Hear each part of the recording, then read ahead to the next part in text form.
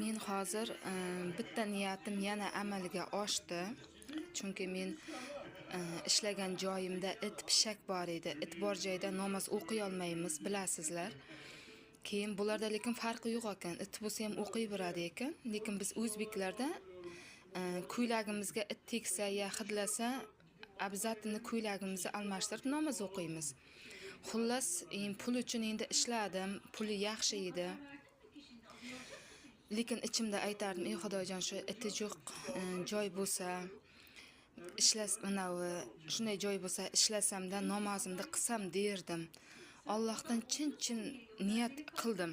Ya'ni xullas 2 oydan oshiqroq ishlabman, yaxshi pul topdim, uyga pul jo'natdim.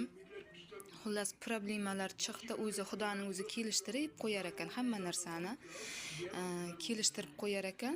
Problemalar chiqdi, men ishdan ketishga majbur bo'ldim. Xullas ishdan chiqardi meni, o'zim ketmadim, chiqardi, lekin planimda 1 oy ishlab keyin ketaman degan planim bor edi.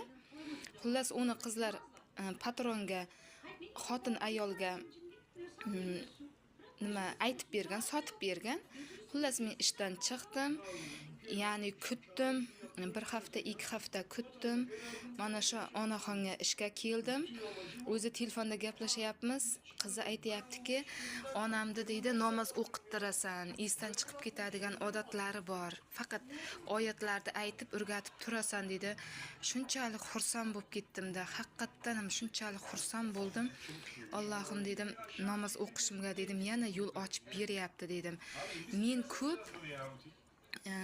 ko'p bunday oyatlarni o'qib turaman, ixlos bilan o'qiyman, lekin amalga oshganam, noto'g'ri tilaklarim qilganman. Endi boya niyat qilganda ham to'liq so'rash kerak ekan Allohdan. Endi yosh bo'lganmiz, bilmaganmiz-da. Keyin shu niyatimizga yarasha amalga oshganam.